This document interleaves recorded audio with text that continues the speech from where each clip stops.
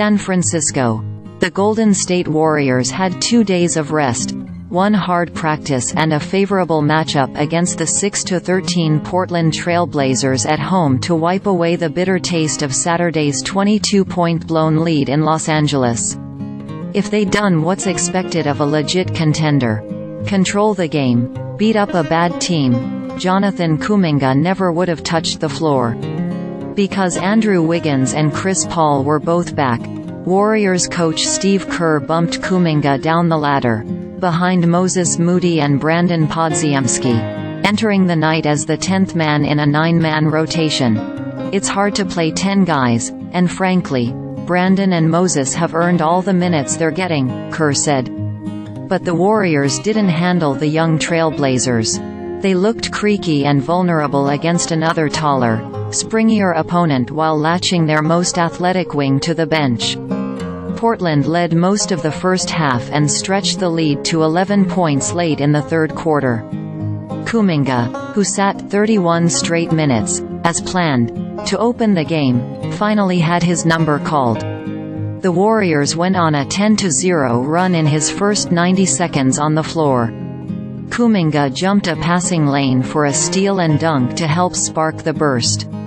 It was the start of what would be a game-altering performance from him, leading to a 110-106 come-from-behind win and raising bigger-picture questions about why he'd been pulled from the rotation and whether Kerr and the Warriors can afford to keep suppressing the minutes of their youth in favor of struggling veterans.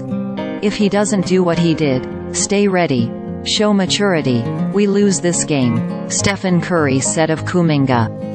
The Blazers deployed an aggressive switching scheme without a true rim protector in the paint. That left the restricted area open for anybody willing and able to attack it with some power.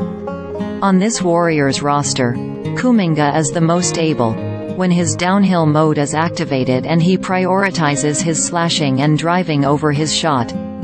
Against the Blazers, he didn't take a single jumper. All 6 of Kuminga's attempts were at the rim.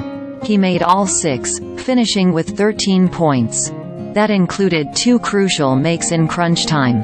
The first was off a sideline inbound. The Blazers, up 1 with 3:08 left, pressed the Warriors full court, daring them to beat them with the type of speed and juice many of their lineup combinations aren't showing recently. Kuminga was being defended by Shaedon Sharpe. He overplays him. Draymond Green read it, flashed to the ball and tossed it over the top to Kuminga on the move. He powered into the paint and finished over the versatile Matisse Thybulle without worry of getting his shot blocked. The second came with 1:03 left and the Warriors up 2. Green utilized the extra attention Curry always draws for a fake dribble handoff and drive to the rim, drawing the corner defender. These are the scenarios in which Green used to always throw lobs over the top to Andre Iguodala.